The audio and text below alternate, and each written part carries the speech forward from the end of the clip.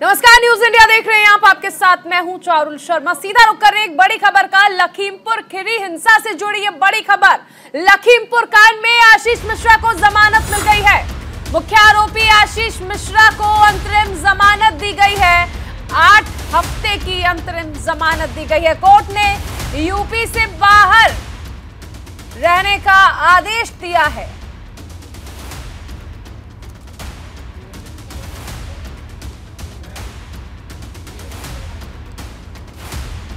बड़ी खबर आपको बताई जा रही है। लखीमपुर हिंसा से जुड़ी हुई आ रही है, जिसमें मुख्य आरोपी आशीष मिश्रा को जमानत मिल गई है।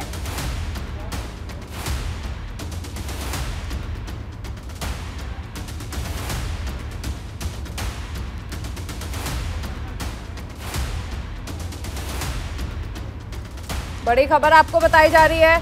लखीमपुर हिंसा मामले में आशीष मिश्रा को जमानत मिल गई है। सुप्रीम कोर्ट ने आशीष मिश्रा को अंतरिम जमानत दी है। इस दौरान यूपी और दिल्ली में रहने पर रोक लगाई गई है। लखीमपुर हिंसाकांड के आरोपी केंद्रीय मंत्री के बेटे आशीष मिश्रा को सुप्रीम कोर्ट ने 8 हफ्ते की अंतरिम जमानत दी और इसके अलावा कोर्ट ने कहा कि मामले की सुनवाई की निगरानी वो खुद करेगा।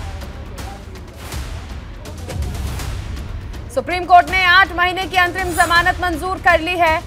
सुप्रीम कोर्ट ने उन्हें दिल्ली या फिर यूपी में ना रहने की हिदायत दी है।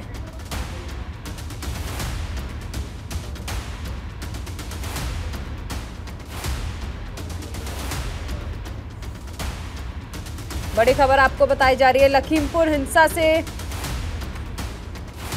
जुड़ी हुई, जिसमें मुख्य आरोपी को जमानत मिल गई है। आशीष मिश्रा के लिए ये देखिए एक बड़ी राहत है।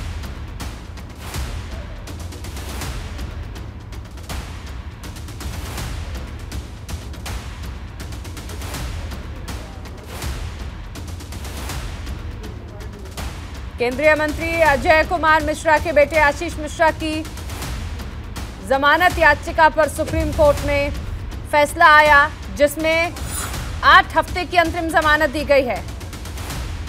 साल 2021 का लखीमपुर खीरी हिंसा मामला आपको याद होगा, जिसमें आशीष मिश्रा को मुख्य आरोपी बनाया गया था।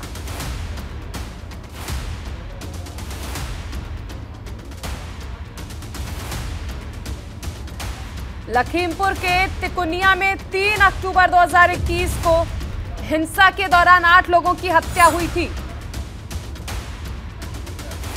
यह हिंसा तब हुई थी जब उत्तर प्रदेश के तत्कालीन उप मुख्यमंत्री केशव प्रसाद मौर्य क्षेत्र के दौरे के खिलाफ किसान विरोध प्रदर्शन कर रहे थे। उस दौरान हिंसा हुई, जिसमें मुख्य आरोपी आशीष मिश्रा था।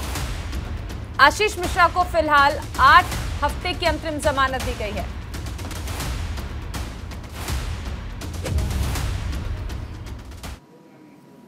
सीधे सुनाते हैं आपको दिल्ली के मुख्यमंत्री अरविंद केजरीवाल इस वक्त क्या कुछ कह रहे हैं।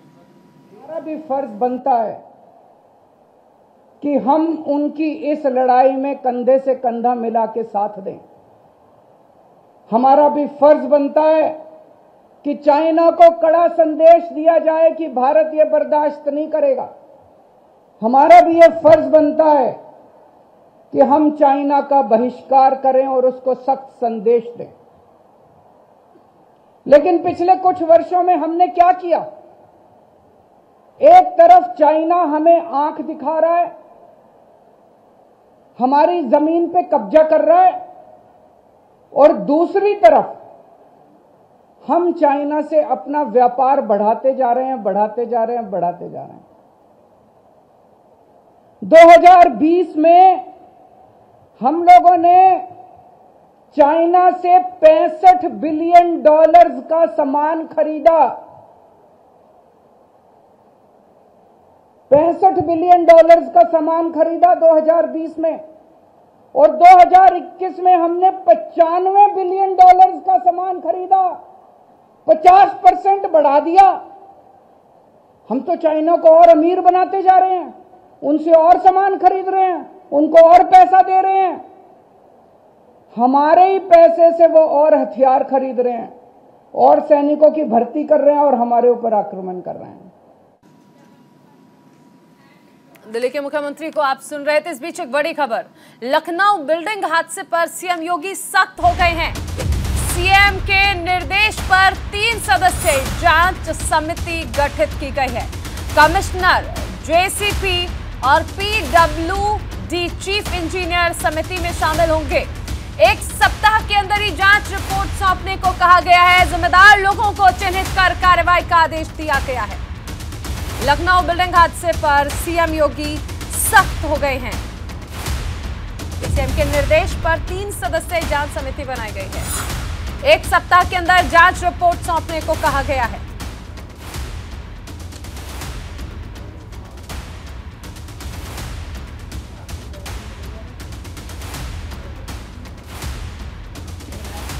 हमारे साथ सहयोगी अभिनव मिश्रा जुड़ रहे हैं। अभिनव, जिस तरह एक के बाद हमने देखा ऐसे हादसे जो हैं अब आम होते जा रहे हैं और खासकर उत्तर प्रदेश में, फिलहाल लखनऊ में जो हादसा हुआ अब उस पर सीएम योगी सख्त हो गए हैं। देखिए, बिल्कुल मैं बता दूं कि उत्तर प्रदेश के मुख्यमंत्री कल रात से ही जब ये हादसा हुआ है उसके बाद से ही जो है उन्होंने बाकायदे इसमें जो है अपनी नज़र रखी हुई है। जो मुख्यमंत्री कार्यालय है वो रिपोर्ट पे रिपोर्ट मांगता आ रहा है। अभी भी जो है बचाव का कार्य चल रहा है। 2 महिला जो है अभी फंसी होने के सूचना है कि जिसमें है एक से लगातार जो है एनडीआरएफ की जो टीम है, एसडीआरएफ की टीम है वो लगातार वार्ता कर रही है। लेकिन इसी बीच उत्तर प्रदेश के मुख्यमंत्री योगी आदित्यनाथ ने जांच के आदेश दे दिए हैं। 1 हफ्ते के भीतर में रिपोर्ट सौंपी गई है जिसमें कमिश्नर लखनऊ उनको शामिल किया गया है। इसके अलावा पीडब्ल्यूडी के इंजीनियर इसमें शामिल होंगे कि आखिर क्या कारण रहा है कि जिससे ये बिल्डिंग धराशायी हो गई है। ये बात तो स्पष्ट हो गई है कि ये पूरी तरह से बिल्डिंग अवैध थी, जिसका नक्शा जो है वो पास नहीं था। लेकिन उसके बावजूद भी लखनऊ विकास प्राधिकरण के जो अधिकारी हैं, जो भ्रष्ट अधिकारी हैं, उन लोगों के मिली भगत से इस बिल्डिंग को बाकायदे बनाया गया, जिसमें कि पूरी तरह से न तो इसमें नक्शे पास थे, न तो इसमें जब नक्शा नहीं पास होता है तो विद्युत का भी कोई परमिशन नहीं होती है। लाइन जो बिजली की होती है, पानी की होती है, वो नहीं होती है।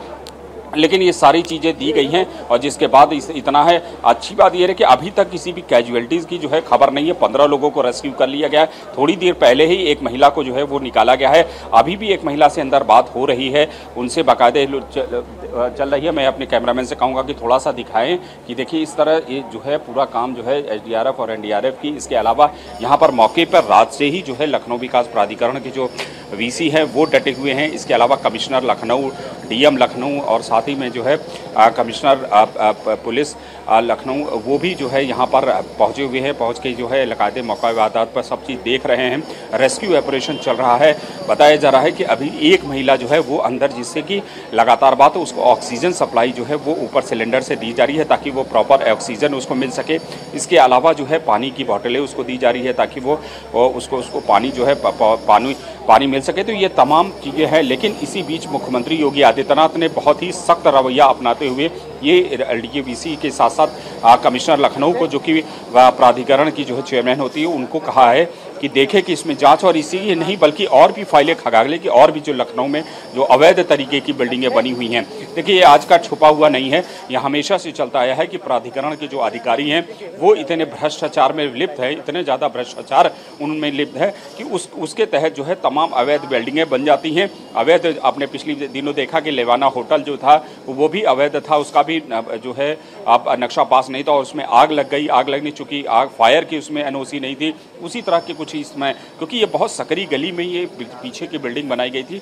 बगल में जो है एक बढ़िया अपार्टमेंट बना हुआ है, उस अपार्टमेंट में रिहायशी अपार्टमेंट बना हुआ है, लेकिन उसके बगल में ये छोटी सी प्लॉट एरिया था। अभिनव, ये समझना चाहेंगे आपसे, अभिनव ये समझना चाहेंगे आपसे कि देखिए अगर हम बात कर लें तो उत्तर प्रदेश में ये कहा गया था सीएम योगी की तरफ से कि कोई भ्रष्टाचार नहीं होगा, फिर भी एक के बाद एक तमाम मामले सामने देख चुके हैं। आज ये 5 मंजिला इमारत जिस तरह ताश के पत्तों की तरह मलबे में तब्दील हो गई। अब आप यहाँ पर ये समझिए कि कोई, अगर कहा जा सकता है 2 या 3 लोग नहीं है जिनकी गलती है, कई सारे विभाग हैं। तो ऐसे में जरूरी ये है कि बड़े अधिकारियों पर कार्रवाई की जाए, क्योंकि हर बार कार्रवाई के नाम पर छोटे कर्मचारियों पर कार्रवाई होती है, जिसके बाद बड़ी मछलियां जो है वो बच जाती हैं। भ्रष्टाचार इसी तरह से पनपता रहता है, लोगों की जान जाती रहती है। देखिए बिल्कुल आपने एकदम सही कहा कि जिस तरह से बड़ी मछलियों को बचाया जाता है, छोटी मछलियां जो है इसके उसमें छोटे जो अधिकारी होते हैं, कर्मचारी हैं, उनको बलि का बकरा पड़ना पड़ता है और ऊपर के जो लेवल के अधिकारी हैं वो जो है पूरी तरह से पाक साफ निकल जाते हैं। ये जो बिल्डिंग बनी हुई है वो 10 से 12 साल की है, इसीलिए प्राधिकरण के जो वीसी है उन्होंने 10 साल पहले जो इसमें इंजीनियर थे, जो ट्रेजर थे, इसके अलावा जो नक्शा जिसने पास किया था वो है, ये तमाम लोग हैं, उनकी फाइलें निकाली जा रही है कि कौन लोग उस समय पे यहाँ प्राधिकरण में डिप्यूट थे, उन लोगों के खिलाफ जो है सख्त से सख्त कार्रवाई की जाएगी कि उन लोगों ने किसके किसके हस्ताक्षर से ये पूरी बिल्डिंग को जो है पास किया गया था उस दौरान पे। लेकिन जैसा कि आपने कहा कि जो ऊपर के अधिकारी होते हैं वो पूरी तरह से बचते चले जाएंगे, लेकिन नीचे जो बड़े अधिकारी हैं उन पर कार्रवाई होनी जरूरी है ताकि इस तरह के मामले अब सामने ना आए। बहुत शुक्रिया इस तमाम जानकारी के लिए।